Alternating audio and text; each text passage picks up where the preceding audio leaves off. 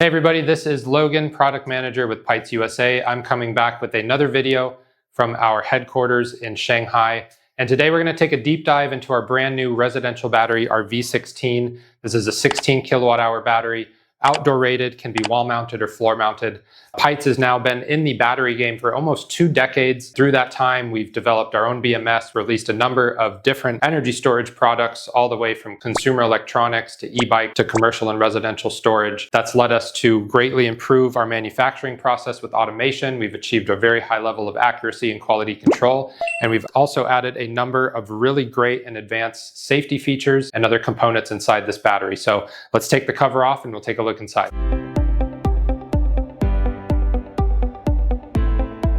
So now that we've got the front cover off of the battery, just a quick reminder before we get too deep into this video. Again, this one's going to be pretty high level technical focus. If you're still new to the V16, you want to learn more about the basics, the packing list, installation. We've already done a couple videos. Those are uploaded onto our channel. So we'll include the link to those in the video description. Maybe you can check those out first before you join us for this one. So one of the first things to introduce on the V16 inside is actually we're using shielded Cat6 or Ethernet cables. These are basically carrying the information from other batteries in the system, the inverter, from our dry contact interface, from all 4 of those ports on the outside of the battery into our BMS. Shielded cables are being used to reduce the amount of interference and ultimately just provide a much more stable channel for data transmission. So next we have a circuit breaker that we've incorporated into the V16. So the shunt trip breaker will allow us to trip that breaker in response to an electrical signal, not just based on overcurrent. So what that means is we can set up ESS emergency shutdown. You can connect a push button or initiator switch through the dry contact interface on the battery. And when you press that switch, it will force the battery circuit breaker to open and physically disconnect it from your equipment. Kind of the same concept as PV rapid shutdown, but just more focused for energy storage, right? In addition to that, the breaker can also be tripped from signals from the BMS. So for example, if the BMS or the battery management system detects a short circuit, it detects some problem or issue with one of the charge or discharge MOSFETs, the BMS itself can also signal that breaker to trip and again open the circuit between your battery and your equipment. Moving forward, we have another level of protection, actually a redundancy in the battery related to overcurrent protection, not just the circuit breaker, but we also have a fuse inside the battery. You can see down towards the bottom there. Like I said, it's just an extra level of protection. We kind of have 3-layer protection against overcurrent when it comes to this model. You have the BMS or the battery management system. That's your first line of defense, right? The BMS is going to turn on and off the charging and discharging MOSFETs accordingly. The circuit breaker, as I explained, is there again to trip based on current or a signal from the BMS or our initiator switch for ESS emergency shutdown. For some reason, if those 2 first methods were to fail, maybe the BMS doesn't react quick enough, maybe something happened to the circuit breaker and it doesn't trip, you have this fuse built into the battery as a last line of defense, right? So if that fuse pops, it's again something that we're sacrificing, if you will, to make sure nothing bad happens to the cells. And the fuse is a field replaceable component, so it's pretty easy to get in there, swap it out in case it does blow. We've also made an improvement to the power board inside the V16. That's the white circuit board you can see kind of towards the back of the case. It's now built on a metal board, which greatly improves its thermal dissipation capability. So super important function to have when you're dealing with high currents and a MOSFET-based BMS. We've also added a shunt-based current monitor into the V16. You can see that here between these 2 negative bus bars. And that is really another redundancy. It just gives us another way to measure the current going in and out of the battery to ensure that measurement is as accurate as possible. Another new addition to the V16 battery is an inverter pre-charge circuit. So the pre-charge circuit is basically a resistor that slowly allows the battery to bleed voltage into the inverter to energize those capacitors. So it very slowly lets the capacitors energize to the same voltage or the potential of the battery before closing the circuit or finalizing that initial connection. And that avoids this big inrush current or startup surge when you turn the inverter on for the first time. That's usually a problem that we see with low frequency switching inverters, the big heavy duty, like I say, kind of old school style inverters, your Victron, Schneider Electric, Outback, for example. We don't see the problem so much with the newer all-in-one inverters like Solus, Lux Power, Solarc, but it's still a good feature to have either way. And again, is just something that we've put into the V16 to help better protect the internal components inside. One more interesting thing about the V16 is given that it's a higher capacity battery, we can charge and discharge at 200 amps continuous, right? But we don't see any big, thick, heavy power cables inside. There's a lot of wires that you can see in the case, and most of those are communication or voltage, temperature, current sampling. But the pieces that are actually connecting the cell pack to our protective equipment and then to the terminals on the outside of the case are these rigid metal bus bars. These were chosen because they have a general lower resistance than cables. And because they're rigid, they don't flex, they don't move around, which means the battery will hold up a little bit better to vibrations, or at least those connections on the bus bars have less chance of failure due to movement. One more protective feature we've added into the V16 is our current limiter device. You can see kind of towards the back of the case there on this green board. That's something that comes into play or can come into play towards the end of the charge cycle once the battery is nearing 100% or has achieved 100% SOC. Typically, the requested charge current the battery sends to the inverter will be very, very low, near to 0 amps. If the battery is in that state, it's fully charged at 100%, 0 amps is the requested charge limit. If the battery detects that the actual charge current coming into it from your equipment is above that value by a certain degree, it will actually engage the current limiter, which physically reduces the actual current that's coming into the battery. So this is something that works regardless of communication to an inverter, regardless of closed loop or open loop, and maybe something we would only see being used if you had an inverter malfunction, or it wasn't following the closed loop parameters correctly, or for some reason we lost communication between the BMS and the equipment.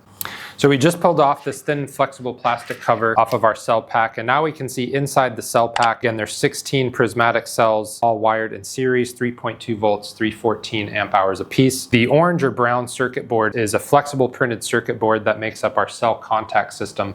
And really what that's doing is it's collecting voltage and temperature data from each individual cell inside the pack here. One thing I want to point out is you'll notice we have a dual fuel system on a lot of these contacts, and these little squiggly lines here, those are fuses. So you can see there's 2 lines. One of them appears to be completing the circuit, and then the other one is kind of just hanging out by itself, not really being used or connected to anything. The reason for that is if the main fuse fails for any reason, you have this secondary one that's already built into the circuit board that you can manually weld or solder together. It's a pretty simple on-site repair, and just again gives the battery overall a much higher level of reliability and serviceability. One last thing to point out on the cell pack side of the unit is our heating pad. There's actually 4 individual heating pads built into the batteries, one on this side, one on that side, and then there's 2 in between the 2 cell packs right in the middle there. And this is something that works automatically based on cell temperature. Essentially when it gets cold, we don't want to charge lithium battery cells below freezing. So the heating pad's there to engage as long as you have an external charge input, grid, PV generator. The heating pad can kick on, can warm the cells up, and really allows us to charge the batteries at lower temperature. I want to take a little time now to focus more on these cells that are inside this battery. Now again, these are lithium iron phosphate prismatic cells, 314 amp hour capacity. There's 16 3.2 volt cells in series to give us a 51.2 volt nominal overall voltage. This is something that is relatively new for Pytes. A lot of our previous battery models, we've been employing 100 amp hour cells of the same quality from the same manufacturers even. The difference with these 314 amp hour capacity ones is that they are widely used throughout the world in utility scale energy storage, meaning that the supply chain is incredibly stable. They have a higher efficiency than the 100 amp hour versions. They have a higher lifespan, and that also leads us to a lower price per kilowatt hour. Now we source these battery cells from some of the largest cell manufacturers in China. These are companies that we've spent nearly a decade working together with mutual trust, building that strong relationship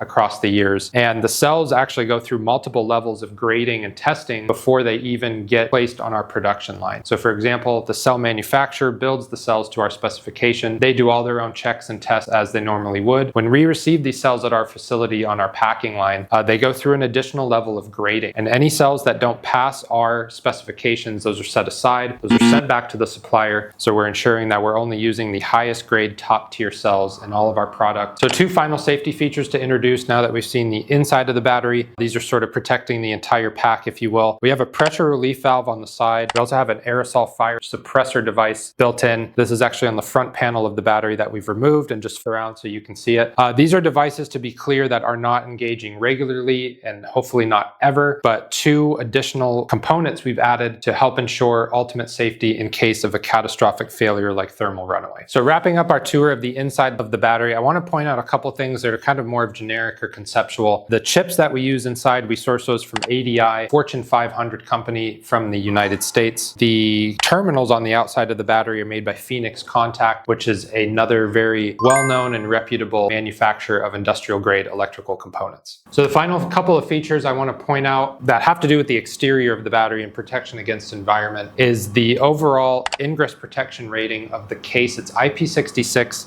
Now, if you look at the IP chart or ingress protection chart, that first number 6 is actually the highest you can be rated for against the ingress or entry of solids like particles, dust, things like that. The second number, the other 6, is related to ingress of water. And if you look at the chart, the level we're at, number 6, we're actually just one level below being able to fully submerge the battery in water for about 30 minutes. So IP66 again means very, very high level of protection against entry of solids and liquids. And then the other thing to point out about the case is we have a C4M anti-corrosion coating around the entire battery. That's basically an ISO rating that has to do with how well the battery can withstand corrosion in marine environments with high salinity. So again, that makes the V16 a very, very great choice for any environment that has high humidity, lots of moisture, or high salinity. Think of tropical climates or somewhere near the coast. Case material is also stain and fingerprint resistant and has an excellent UV resistance as well. Thanks so much everybody for joining us on that deep dive into the inside of our V16 battery. I'm really, really excited to show this off and get this new model into the market. If you liked the video, drop us a like, leave us a comment, let us know what you want to see in the next one. Subscribe to our channel for more. See you next time.